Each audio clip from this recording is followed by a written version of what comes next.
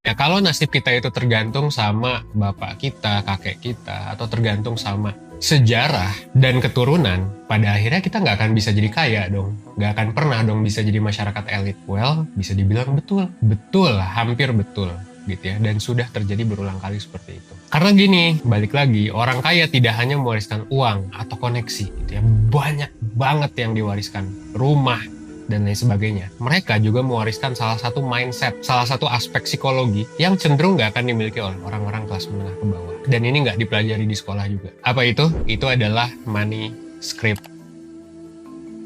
Money script adalah kepercayaan dan mindset terhadap uang ya, yang lo pelajari dan diwariskan dari keluarga lo. Sadar ataupun enggak, mindset ini itu ngaruh banget ke perilaku dan keputusan yang kita ambil, terutama dalam hal keuangan. Lo nyadar nggak sih kalau orang miskin itu cenderung jarang beli barang yang sekali gede gitu, paling belinya sasetan.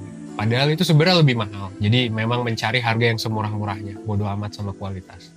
Kelas menengah biasanya nggak apa-apa bayar mahal, yang penting kualitasnya tinggi. Apakah mereka akan beli luxury brand, kayak Hermes dan lain sebagainya? Mungkin akan beli buat pamer gitu, tapi nggak akan beli yang semahal itu. Makanya middle class mungkin cenderung sering pakai baju-baju yang ada logo gedenya. Tapi upper class, kalau lu lihat, Mark Zuckerberg, Bill Gates, dan lain sebagainya, lu mungkin mikir bahwa mereka tuh bajunya cuma 200 ribuan. Kelihatannya sih kayak brand-brand Giordano, Uniqlo gitu-gitu kan. Padahal sebenarnya harga baju mereka itu bisa ratusan bahkan ribuan dolar. Tapi nggak kelihatan. Tapi pasti nyaman banget dan itu hasil dari brand designer. Dan masalah tentang keuangan yang sekarang lo hadapi, itu bisa jadi dialami juga sama keluarga lo. Coba lihat deh ke orang tua lo, ke saudara-saudara lo, kalau sering banget habis-habisin duit, biasanya juga cenderung sering minjem, biasanya juga cenderung sering nyusahin keluarga, dan jadi membuat kita terjebak di sandwich generation. Salah atau enggak, kita bahas nanti ya. Kalau lu tumbuh di keluarga atau lingkungan yang boros, lu mungkin akan merasa bahwa buang-buang uang itu wajar. Pakai duit buat berbagai macam hal yang glamor, penting atau nggak penting hal itu tuh wajar. Atau mungkin lo tumbuh di keluarga miskin dan kesusahan. Mungkin sekarang lo jadi super hemat. Udah punya duit juga super hemat. Bahkan seringkali ke restoran mahal juga insecure. Karena lo tahu susahnya cari uang. Susahnya ngekip uang, dan seringkali juga mungkin emak atau bapak lo atau saudara-saudara lo juga minta uang dari lo, meskipun bisa jadi itu bukan hak mereka. Tapi ya namanya juga kebiasaan, keluarga, budaya. Cuman jadinya memang kalau lo lahir di middle atau lower class, lo bakal lebih cenderung susah untuk berbisnis. Kenapa? Karena lo nggak punya kapital. When you're starting a business, it's actually you are nobody. You don't have a capitals, you don't have a network, you don't have a knowledge, you don't have the experience. This is a real challenge. Karena lo nggak punya modal yang banyak, jadi terlalu hati-hati, nggak mau ngambil resiko, jadinya miss opportunity untuk bikin bisnis, dan akhirnya nggak bisa tuh, nggak jadi tuh naik mobilitas sosial ke kelas yang lebih tinggi. Kalaupun naik, biasanya memang resikonya tinggi banget. Berbeda dengan para upper class yang memang punya modalnya banyak, mereka cenderung akan lebih mudah mengeluarkan uang, mengambil resiko, dan akhirnya resiko itu berbalik menjadi return yang besar. Seperti kata pepatah, high risk, high return, low risk, low return. Tapi money script ini bukan sesuatu yang nggak bisa kita ubah, bukan sesuatu yang nggak bisa kita analisis. Ada 4 tipe money script. Ada money avoidance, ada money worship, ada money status, ada money vigilance. Pertama, money avoidance alias tipe menghindar. Orang yang punya tipe ini biasanya cenderung menganggap kalau uang itu jahat. Uang itu adalah hal yang negatif, uang itu nggak penting, yang bisa merusak hidup atau hubungan. Dan sebenarnya ini nggak juga sih. Uang tuh mungkin bisa jadi seperti itu, tapi nggak seperti itu juga. Orang dengan tipe ini biasanya memang cenderung nggak ngerti cara menghasilkan uang yang banyak. Jadi denial dan mungkin pura-pura nggak peduli. Realistis aja lah, semua hal butuh uang. Tapi kita hidup di sistem itu. Itu yang pertama ya, money avoidance. Yang kedua adalah tipe money worship atau tipe menghamba kepada uang.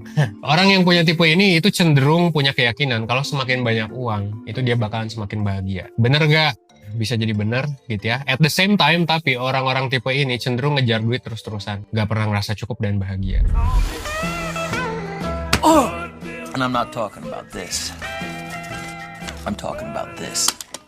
Apakah jadi baik? Nggak juga sih. Malah mungkin jadi serakah. Ya kita lihat berbagai macam kasus korupsi, padahal orang udah punya duit miliaran masih aja korupsi. Ya berarti kan merasa nggak pernah cukup. Yang ketiga adalah tipe money status alias pamer. Orang yang punya tipe ini biasa ngerasa kalau status dan keberhargaan seorang itu dinilai dari jumlah uangnya. Makanya mereka cenderung suka pamer dan flexing. Bahkan biasanya orang yang super kaya malah cenderung tidak memamerkan kan, cenderung silent. Makanya ada istilah silent fashion juga. Nah, terakhir adalah tipe money vigilance atau tipe waspada. Nah, orang yang tipe ini biasanya cukup berhati-hati sama uang. Menganggap kalau uang itu mesti dijaga dan mesti disimpan buat masa depan, which is good. Mereka juga punya concern yang besar di ranah kesehatan finansial. Cara menabung atau cara berbisnis ala-ala influencer. Lo juga butuh yang namanya psikologi. Dalam psikologi, pikiran, perasaan, dan perilaku itu berjalan berbarengan. Itu 3P ya, atau ABC. Affective, Behavior, Cognitive. Kalau lo punya masalah di perilaku finansial, let's say lu susah nabung. Itu karena apa? Ya karena 3 hal tadi. Lu mesti benerin secara paralel. Dari mulai ubah pikiran, terus juga perasaan, lalu perilaku. Kehadiran ilmu psikologi di ranah finansial dan ekonomi sekarang udah banyak diterapkan di luar negeri. Bahkan ada disiplin ilmu yang muncul, dan gue juga dulu ngambil kelasnya pas kuliah. Itu adalah behavioral economics atau behavioral finance. Gue juga dulu ngambil psikologi ekonomi, dan ilmu ini penting banget sebenarnya. Bahkan intervensi psikologi, kayak misalnya cognitive behavioral terapi, ini tuh udah mulai dipraktekin di dunia finance, dan ini juga ngebantu orang-orang yang punya masalah keuangan. Nah, pertanyaannya, cara praktis apa yang bisa kita lakuin selain mindset tadi? Gimana psikologi bisa ngebantu?